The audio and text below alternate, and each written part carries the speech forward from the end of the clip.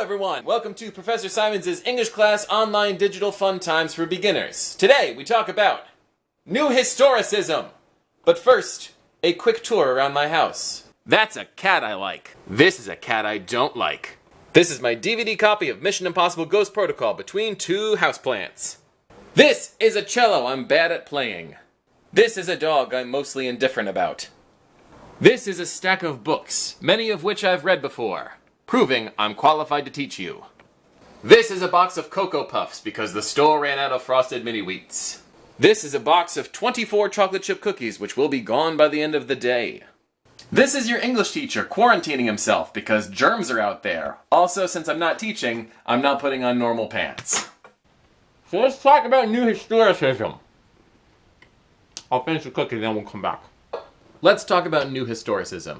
New historicism is a weird literary theory that combines understanding history and society and also understanding literature, and you mix the two together to get a deeper understanding of a culture. So new historicism is where literature and history sort of meet each other. A quick disclaimer.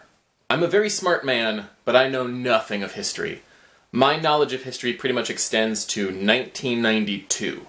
Anything that happened before Seinfeld was on the air, I don't know about it. So if you people know history better than I do, and most of you do, feel free to let me know what I've screwed up. But I did some research, so let's see what happens. Let's start simple. I asked you all to name 30 different pieces of important American literature. So let's kind of cover some of the basics here. This is America. This is America. Don't catch you slipping now. This is William Shakespeare. Famously not American. Over here, this is J.K. Rowling. Wildly not American. This is J.R.R. Tolkien. He is crazy British, not American. This one is Homer. He's ancient Greek. He is from the 8th century BC. He is not American. So, let's talk about some of the things that do count for this discussion.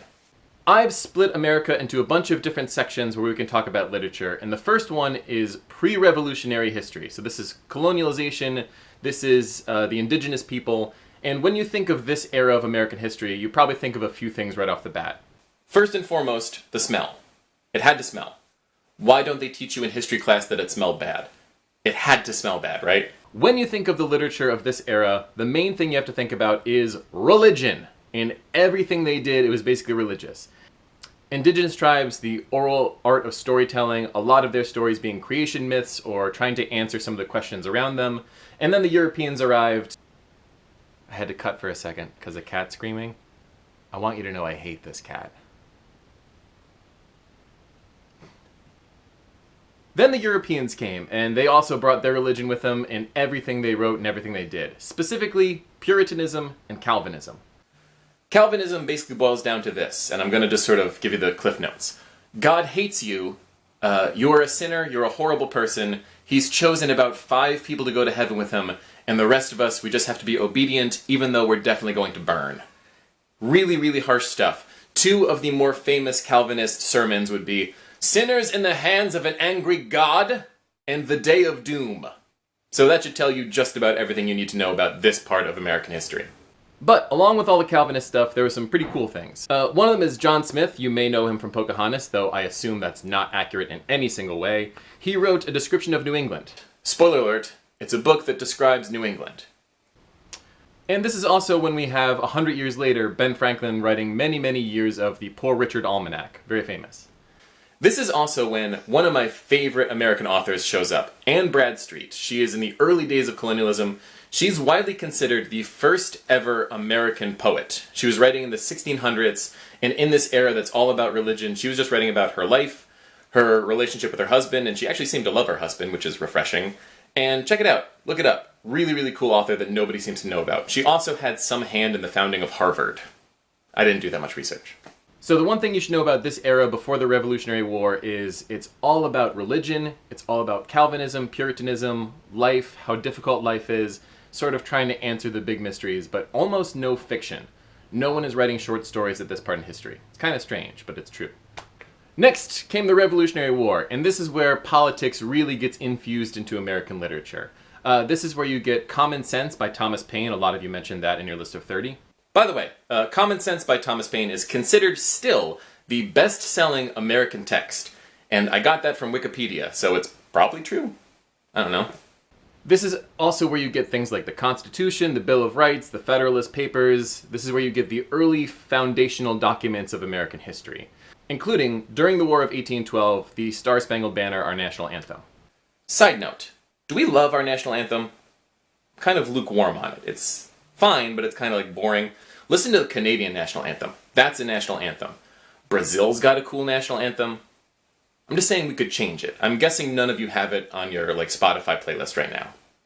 So, at this point, we're in, just past the Revolutionary War, just past the War of 1812, and still in American literary history, there's not a lot of fiction.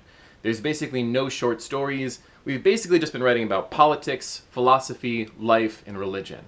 And then comes my favorite era in American history. The era of good feelings. This is where we as a nation decided, if we're really going to be a nation, we need our own art, our own culture, and our own literature. And this is where things get crazy.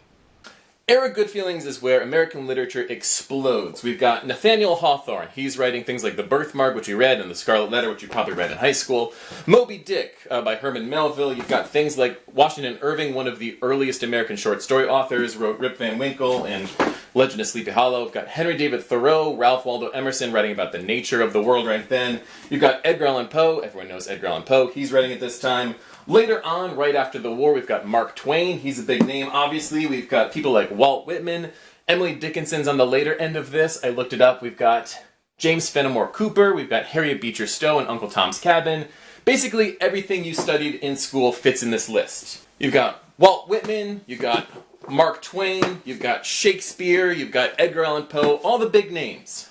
That was a test. If you still think William Shakespeare's American, I've taught you nothing. And then, after the Civil War, America even starts to get a little bit progressive. We've got people like Mark Twain, who's writing satirically about race in America, and how we treat our slaves and our freed slaves and free African Americans. We've got stories like The Yellow Wallpaper, and stories like Story of an Hour, which we read, which talk about women and how they've been in these oppressive marriages for so long. Novels like The Red Badge of Courage, which talks about war in a really brutal, violent, realistic way.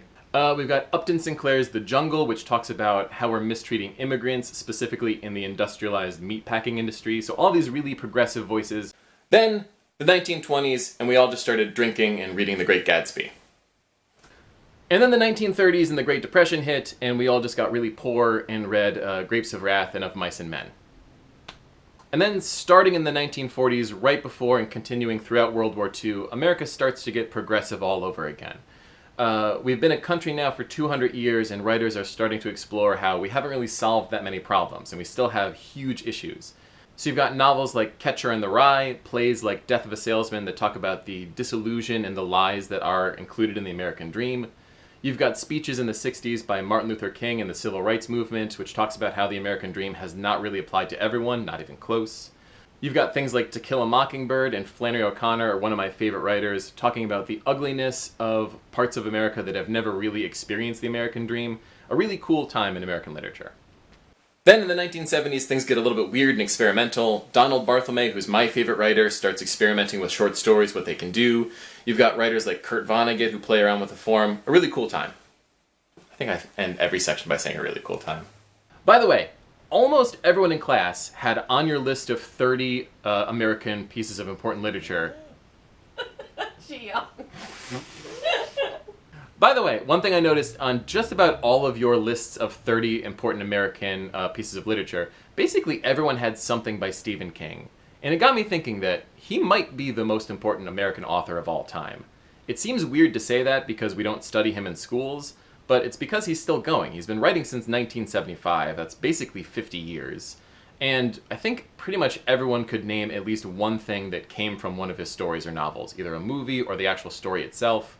I kind of think, I'm going to make a prediction, in 100 years, people will be talking about him the way we talk about Edgar Allan Poe now. And that's kind of part of New Historicism too.